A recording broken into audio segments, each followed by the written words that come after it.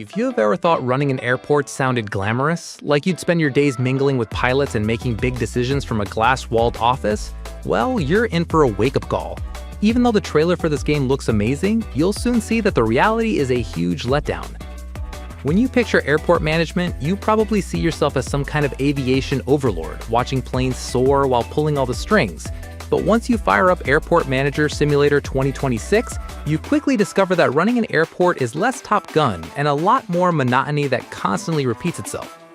This indie game comes from IORDER, and it landed in early access on Steam on August 12, 2026. The goal of the game is very simple, even though you might expect something more when reading its name. You're put in charge of a busy international airport. Your job is to keep passengers happy, baggage moving, planes fueled, and flights on time. Easy enough, right? But appearances are deceiving. What's cool about this one is it doesn't leave you stuck behind a menu pushing numbers around. You're not just some invisible hand moving sliders. You actually handle the nitty-gritty day-to-day airport stuff, taking care of passenger flow, baggage handling, plane maintenance, flight schedules, ground support. It's all in your hands. And here's a twist. You don't just delegate. You jump in and actually drive the fuel trucks, run the baggage belts, park the planes, and shuffle equipment yourself. There's a kind of zen in buzzing around the airport, doing all those jobs that passengers never give a second thought of. But that makes sense too. When you're waiting on your flight, you don't think about the entire process that takes place before you and the plane actually get airborne. And in this indie game, you're the person responsible for making it move. Congratulations on that. You've become Airport Guy now. It's less a pure management simulator, more like a first-person look at what really keeps the airport airside running. That hands-on vibe is the game's real focus. The official description talks about juggling tasks, keeping passengers flowing, planes running, and balancing safety with customer happiness. It's a lot for an early access title. The idea is clever, but the execution is really mediocre or just plain bad. Anyone can see right away that the graphics are simply outdated. The tasks you have to perform are simple and repetitive, and the vehicle handling is just awful. And yet, those are precisely the fundamentals needed for a fun simulator game. IORDER expects the early access phase to last about 6 to 12 months. They're promising bigger terminals, new aircraft, more intricate ground bands and hardware, complex flight schedules, and deeper management systems. So what you get now isn't the finished airport, it's just the base, which is all well and good, but I really hope they focus more on the graphics and controls rather than just making everything bigger. There are already 7 reviews of the game on Steam, and they all say the same thing. There is potential, but a lot still needs to be done to save the game. There's a strong emphasis on the camera issues and the vehicle handling. Another major source of frustration is having to constantly run back and forth. But I shouldn't be too harsh right now. After all, the game is still in early access, and the developers seem to be listening to player feedback. The question remains whether they really have what it takes to truly solve all the problems and turn the entire experience of running an airport feels connected and alive, not just a bunch of mini-games stuffed together. This isn't an airline sim. You're not flying a 777 over the Alps. You're down where the action is, wrestling with every little mess that makes a real airport work. If you're someone who loves simulator games where you actually perform the work rather than just clicking on things, then this will be right up your alley once all the issues are resolved. Right now, the basics are in place. All the core systems exist, but the plan is to expand. More options, more vehicles, bigger terminals, deeper decisions. So it feels more like a solid starting line than the finish, which, when you think about it, is pretty accurate. For airports, there's always another flight, another issue, another bag waiting for your attention. One detail to note, the developers disclose using AI-generated art objects in the game. They put that information on Steam so players can make their own minds about how they feel about it. Just something to consider. Hopefully humanity will quickly get over that. Almost every creator uses AI, so it's best not to let it bother you anymore. This is 2026 after all. On the technical side, you don't need a monster PC to play the game.